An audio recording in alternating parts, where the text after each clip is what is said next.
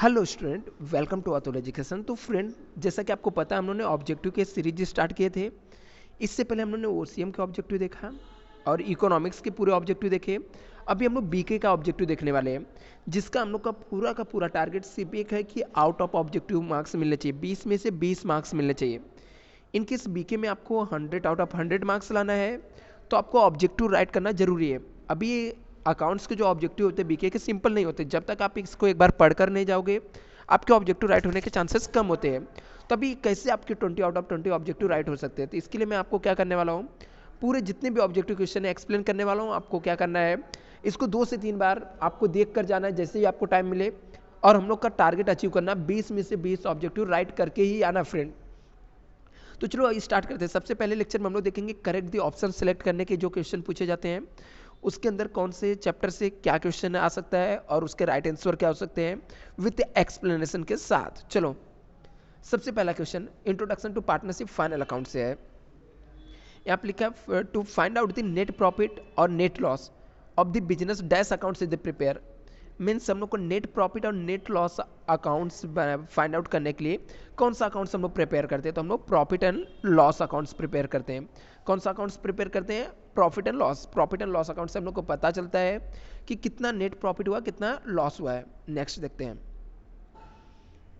Dash is the intangible assets. तो इसमें से इंटेंजिबल असेट्स क्या है, गुडविल क्या है, goodwill is the intangible assets है। गुडविल क्या है, इंटेंजिबल असेट्स है, तो गुडविल हमारा इंटेंजिबल असेट्स में आ जाएगा। लिखा in the absence of agreement interest on loans advances by the partner to the firm allowed in the rate. बोलता है इन केस आप अब्सेंट रहेगा एग्रीमेंट तो interest on loans and advances पे कितना मिलता है, 6% इंटरेस्ट मिलता है। नेक्स्ट हम लोग देखते हैं, liability of partners in partnership business unlimited होता है। पार्टनर्स की जो लाइबिलिटीज होता है पार्टनरशिप बिजनेस में क्या होता है, अनलिमिटेड होता है यहाँ पर। नेक्स्ट देखते हैं, in India partnership act force since. India में पार्टनरशिप एक्ट कब से आया, 1932 से आया। कब से आया, 1932 से। नेक्स्ट देखते हैं, maximum number of partners in a firm are dash according to the company act 2013। Company act 2013 के हिसाब से maximum number of partners business में कितने हो सकते हैं, तो जो मैक्सिमम नंबर ऑफ पार्टनर्स हो सकते हैं वो कितने हो सकते हैं, 50 हो सकते हैं। नेक्स्ट देखते हैं, लिखा to find out the profit और loss net loss of the business profit and loss accounts prepare. कौन सा अकाउंट्स बनाते हैं, तो ये इसका सोल्यूशन ये ठीक है। तो नेक्स्ट हम लोग देखते हैं यहाँ पर, नेक्स्ट क्वेश्चन आपको दिया है, when date of the drawings are not given the interest of drawing is charges for dash month. बोलता है ड्राइंग के डेट नहीं दिया हुआ है तो आपको इंटरेस्ट ऑन ड्राइंग बोला गया तो कितने मंथ्स का चार्ज करेंगे, तो हम लोग 6 मंथ का ड्राइंग के ऊपर इंटरेस्ट चार्ज करते हैं। आगे नेक्स्ट लिख के यहाँ पे लिखा है, if the fix capital method is adopted net divisible profit is transfer to dash account. बोलता है नेट कैपिटल मेथड यदि हम लोगों ने फिक्स कैपिटल मेथड अडॉप्ट किया, मतलब कैपिटल में कोई भी चेंजेस नहीं होगा, तो ऐसे में नेट प्रॉफिट को हम लोग डिवाइड करके कहाँ पे ट्रांसफर करते हैं, तो करंट अकाउंट में ट्रांसफर करते हैं। पार्टनर्स करंट अकाउंट्स में ट्रांसफर करते हैं। नेक्स्ट यहाँ पे देखते हैं, the statement showing the financial position of the business is called balance sheet. उससे हम लोग क्या बोलते हैं, बैलेंस शीट। बोलता है statement showing the financial position, जो वो स्टेटमेंट जो हमारा फाइनेंशियल पोजीशन शो करता है बिजनेस का, इससे हम लोग क्या बोलते हैं, बैलेंस शीट बोलते हैं। इससे हम लोग क्या बोलते हैं, बैलेंस शीट बोलते हैं। नेक्स्ट यहाँ पे दिया है, wages paid installation of machinery should be debited. तो हम लोग मशीनरी अकाउंट को डेबिट करेंगे, जब वेजेस पेमेंट करेंगे मशीनरी के लिए तो किसको डेबिट करेंगे, मशीनरी अकाउंट को। लिखकर रिटर्न आउटवर्ड, रिटर्न आउटवर्ड मतलब होता है हमारा ये return outward means purchase return होता है। तो बोला कि return outward is the deducted from, return outward किस में से माइनस करते हैं हम लोग, परचेस में से माइनस करते हैं। नेक्स्ट देखते हैं, आगे लिखा credit balance of profit and loss account indicate, मतलब क्रेडिट साइड का अमाउंट ज़्यादा है प्रॉफिट एंड लॉस अकाउंट्स का, तो क्या इंडिकेट करता है, नेट प्रॉफिट इंडिकेट करता है। आगे लिखा royalty paid on production is the sold in dash account trading accounts. यदि हम लोग रॉयल्टी प्रोडक्शन के लिए पेमेंट करते हैं तो प्रोडक्शन का कोई भी खर्चा रहता है सब ट्रेडिंग अकाउंट्स के डेबिट साइड में जाता है, तो ट्रेडिंग अकाउंट्स में से होगा। नेक्स्ट लिखा है यहाँ पे, advertisement expenditure is the right up it will be appear on dash side of the balance sheet. तो बोलता है एडवर्टाइजमेंट के एक्सपेंडिचर को right up it will be appear dash side, तो कहाँ पे आता है, डेबिट साइड में आता है प्रॉफिट एंड लॉस के, बट ये बैलेंस शीट के पूछ रहा है तो बैलेंस शीट के असेट साइड में आता है। Personal medical bill a partner paid from the business non at the drawing, जब बिजनेस के कोई भी खर्चा पर्सनल एक्सपेंस होता है, बिजनेस से हम लोग कोई भी एक्सपेंस पेमेंट करते हैं तो उसे हम लोग क्या बोलते हैं, ड्राइंग बोलते हैं। नेक्स्ट देखते हैं यहाँ पे, नेक्स्ट चैप्टर आपका है NPO, non profit organisation.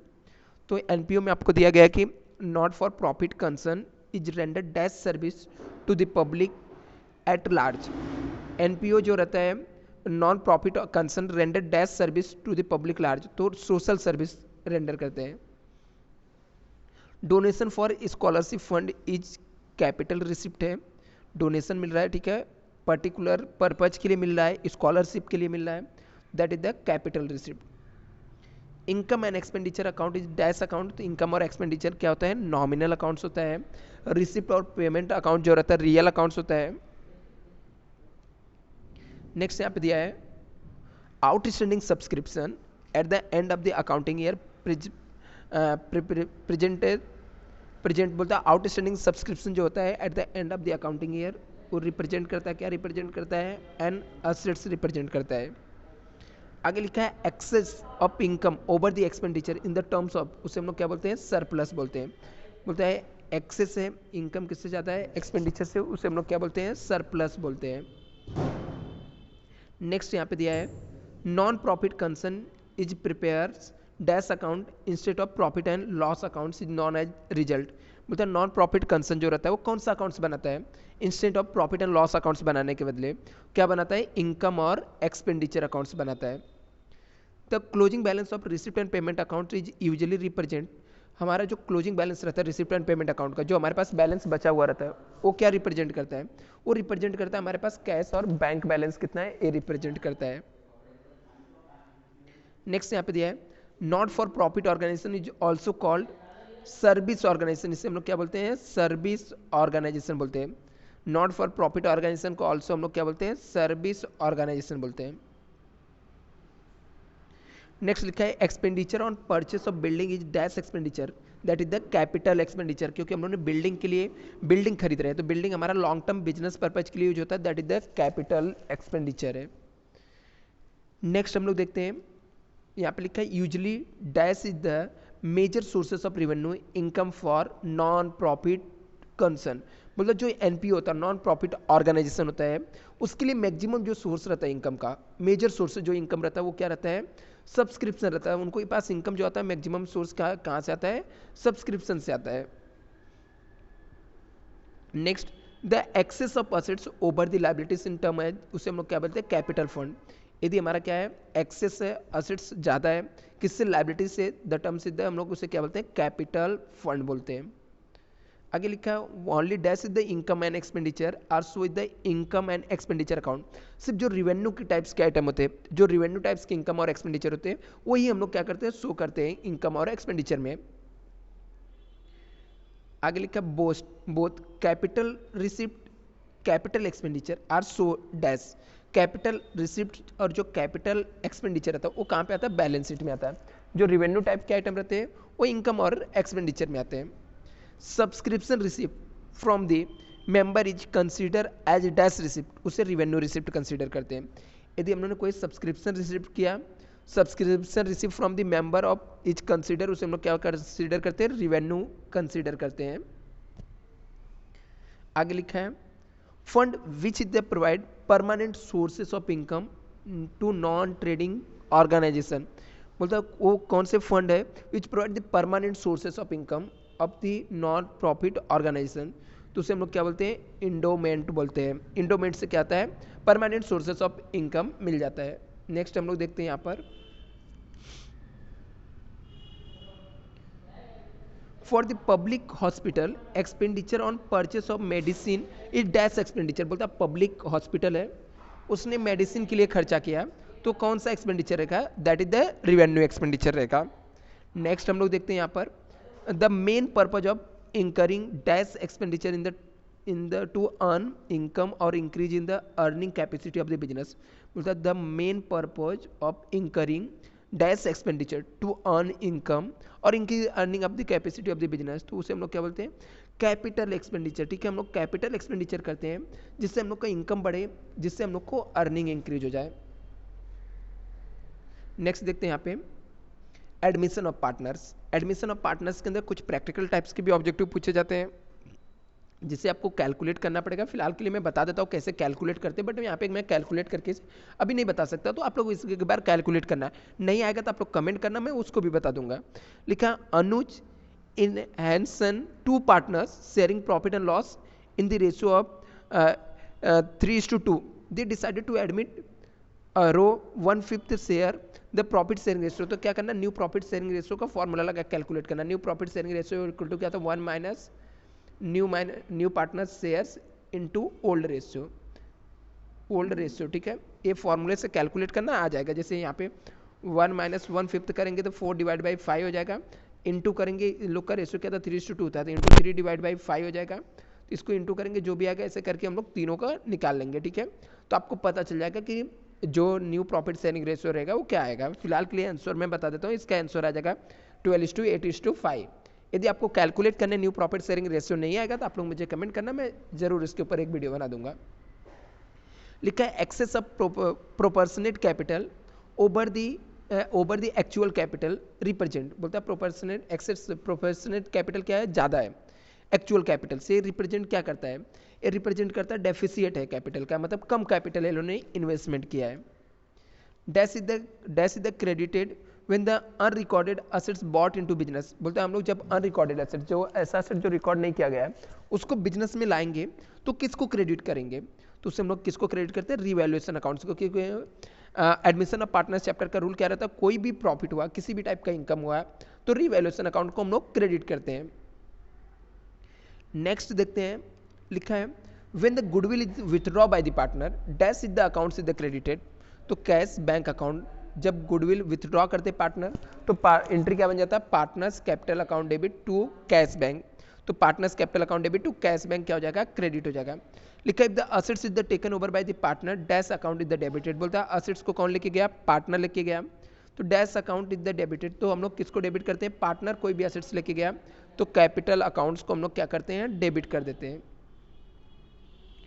Next देखते हैं यहाँ पे dash is the account is the debited when the unrecorded liabilities is the bought into business. Business में एक नई लायबिलिटीज आ गई जो पहले से रिकॉर्ड नहीं है, तो हमारे लिए लॉस हो गया।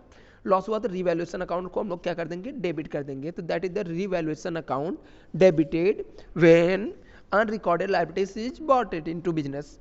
Next the dash is the ratio usually for making the adjustment for the goodwill among the old partner. तो सेक्रीफाई रेशियो रहता है जो हम लोग यूज करते हैं गुडविल को डिवाइड करके देने के लिए।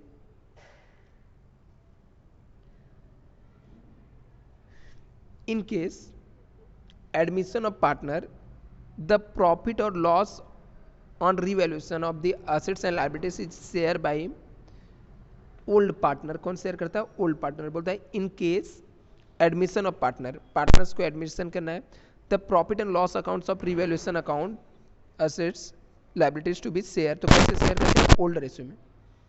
लिखा when the reserve fund is the distributed to old partner the dash accounts is the debited. तो हम लोग रिजर्व फंड अकाउंट को डेबिट करेंगे जब हम लोग पार्टनर्स को डिस्ट्रीब्यूट करते हैं, क्योंकि रिजर्व फंड का क्या होता है, पहले से लायबिलिटीज होता है, क्रेडिट होता है। तो इसको यूज करने के लिए हम लोग रिजर्व फंड अकाउंट डेबिट हो जाता है और पार्टनर्स कैपिटल क्या हो जाएगा, क्रेडिट हो जाएगा। Next goodwill bought by the new partner in the share by old partner in their ratio. कौन से रेशियो में शेयर करते हैं, सेक्रीफाई रेशियो में शेयर करते हैं। नेक्स्ट देखते हैं हम लोग, लिखा dash is the ratio surrender by the old partner in the favour of the new partner. Sacrifice ratio रहता है जिसमें ओल्ड पार्टनर क्या करते हैं, सरेंडर करते हैं अपना और शेयर करते हैं न्यू रेशियो सेक्रीफाई रेशियो में। आगे लिखा when the goodwill is the withdraw by write up by partners capital accounts are should be क्या करेंगे, डेबिटेड करते हैं।